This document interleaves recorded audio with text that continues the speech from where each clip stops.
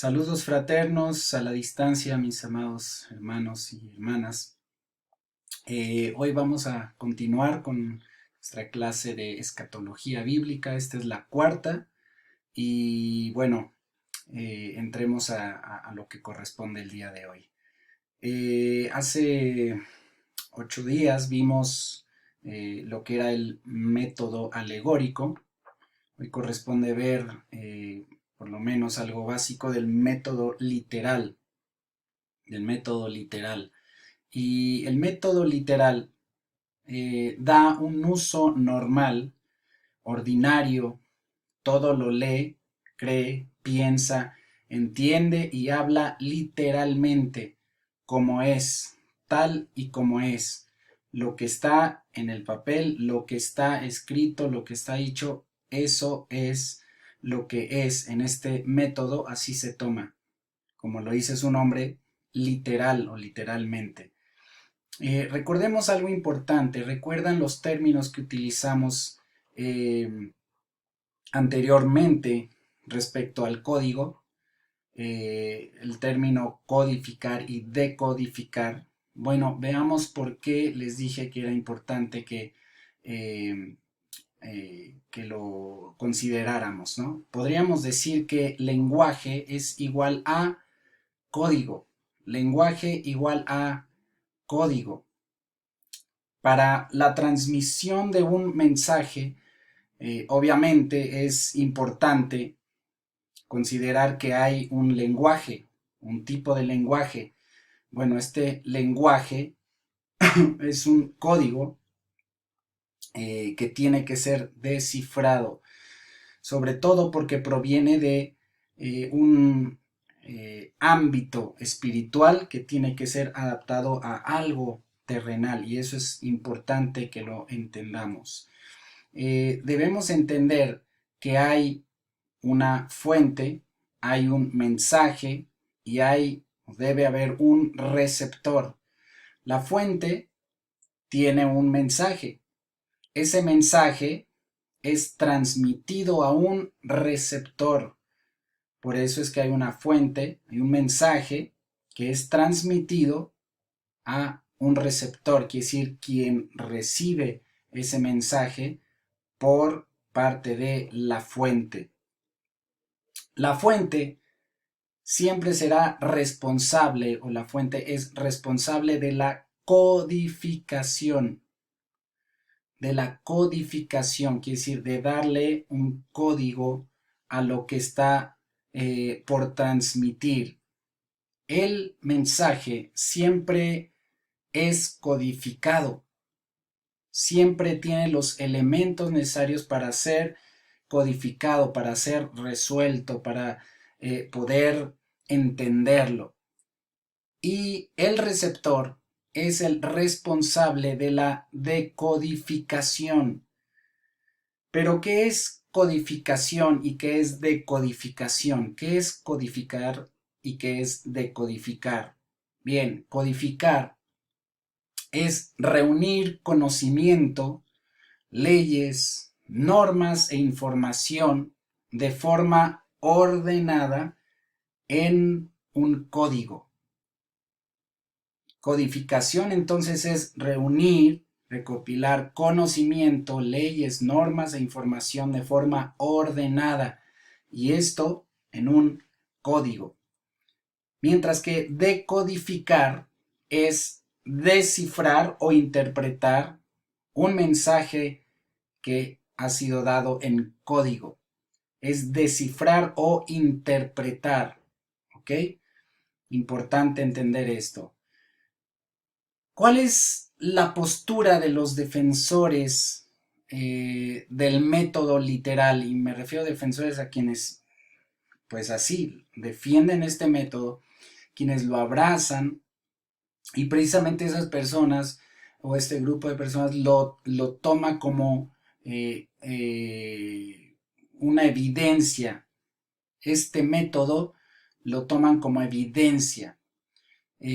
Precisamente tenemos que la primer postura y precisamente lo que toman ellos como evidencia de este método literal es el significado literal, o ellos dicen que el significado literal es la forma normal, es lo que debería ser.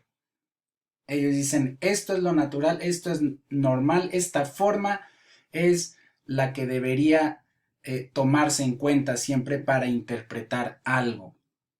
Número 2 o inciso B, dicen que los significados secundarios dependen de este método o de lo literal. Ellos dicen cualquier otro significado depende o se deriva del literal. También se dice que mayor parte de la Biblia tiene un significado literal.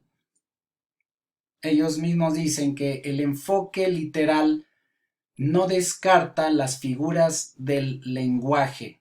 Ojo, el enfoque literal, el estar enfocados en el literalismo, no descarta las figuras del lenguaje, quiere decir las figuras o sombras que hay en este mensaje. Las figuras o sombras no son descartadas, ¿ok? Y por último, se dice que es el único obstáculo para las imaginaciones del intérprete. Quiere decir, cuando un intérprete trata ahí de imaginar ciertas cosas, bueno, yo me imagino que esto es así, o me imagino que era tal cual, o así. El obstáculo, dicen ellos, que tienen es precisamente lo literal o el método literal, verlo de manera literal. Ellos mismos, vamos a ver qué es lo que se considera o lo que consideran como ventajas de este método literal para interpretar las escrituras. ¿Qué se considera como ventajas de este método literal? Bueno, inciso A, establece la interpretación sobre hechos, quiere decir, sobre algo que ya es realidad, sobre algo tangible. Establece la interpretación sobre hechos. Inciso B, gran parte de la interpretación se basa en datos. Datos. ¿Qué son datos o cuáles son estos datos? Datos como la gramática, geografía, historia, lógica, antropología, etimología y filología, que es el estudio de lenguas o lenguajes. También se considera como una ventaja de este método literal en que se dice que ejerce dominio sobre la interpretación, quiere decir que es lo que domina, lo que tiene relevancia, lo que tiene peso en la interpretación es lo literal, lo que es, lo que dice tal cual, ¿no?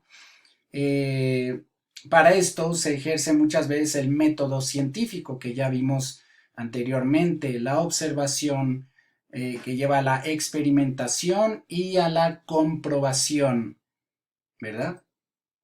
Inciso D, provee una autoridad básica, cierta autoridad para probar las interpretaciones, tal y como lo hicieron Lutero y Calvino en su tiempo, mientras que otros divagaban y otros empezaban a inventar ciertas cosas respecto a las escrituras. Ellos se dieron a la tarea de decir, puedo probar y comprobar que lo que ustedes han interpretado no es así, sino como dice, es literal, tal cual, así lo vemos, así es. El método literal, algo importante es que podemos ver, es que el método literal y el lenguaje figurado, este es lo que hay que ver, ¿no? El método literal y el lenguaje figurado, pero algo importante es que en el método literal se permite el lenguaje figurado, es decir, lo que son figuras o sombras. Y esto es importante porque, como bien sabemos, la Biblia, las escrituras están llenas, sobre todo en el Antiguo Pacto, están llenas de figuras o sombras. Una figura o sombra, precisamente, y lo veremos posteriormente, es eso, una sombra, figura de algo que es la sustancia, la esencia. Y eso es importante porque precisamente el método literal, dicen ellos, no está peleado con el lenguaje figurado cuando está establecido o tal cual cuando está ahí en las escrituras, ¿no? No se descarta, pero tiene que venir ahí, dicen ellos, ¿no? Eh, lenguaje figurado o figura de lenguaje, lenguaje figurado o figura de lenguaje. ¿Qué es esto? ¿Para qué se usa? Se usa para revelar verdades literales, verdades literales. Vamos a ver más adelante precisamente cómo o la importancia más bien de descifrar un código dado del cielo a la tierra, por decirlo así, ciertos códigos a través de el mensaje, a través de las escrituras, a través de incluso la profecía o escrituras proféticas, etcétera. Es importante eh, el, el, el buen o la buena interpretación, la correcta interpretación de ello. Y sí es cierto, la misma Biblia, las mismas escrituras se resuelven a sí mismas, eh, se, se respaldan a sí mismas, porque Dios no está, no es un Dios de desorden, tampoco es un Dios que se contradice, jamás. Y las escrituras nunca se contradicen. Por lo contrario, siempre se avalan, siempre se están confirmando o se confirma una parte con otra.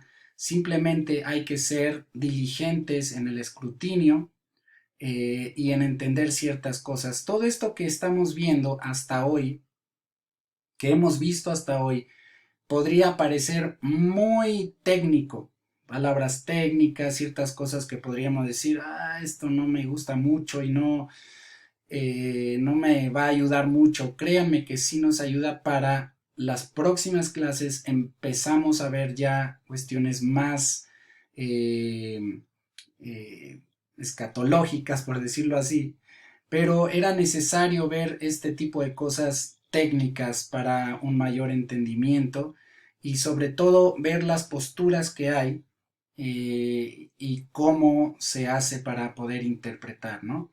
Entonces, en este método literal es permitido el lenguaje figurado o figura de lenguaje que se usa para revelar verdades literales.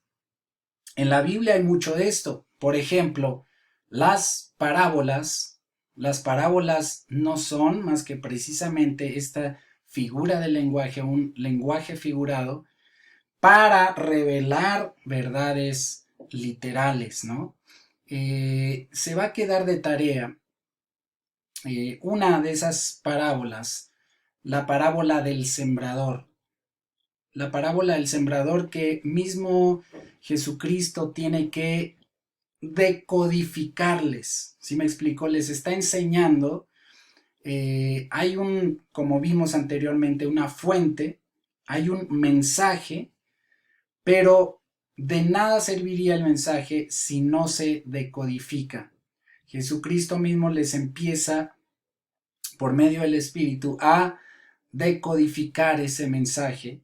Y bueno, ahí en Mateo, nos vamos a basar en Mateo capítulo 13, desde el verso 1 al 23 como tarea. Y me van a decir precisamente qué representa el sembrador, la semilla, qué representa la tierra, el camino, las aves, los pedregales o el pedregal, espinos y la buena tierra. ¿Ok? Y hasta aquí hemos visto lo técnico, Nos vemos la próxima clase para entrar de lleno. Bendecidos.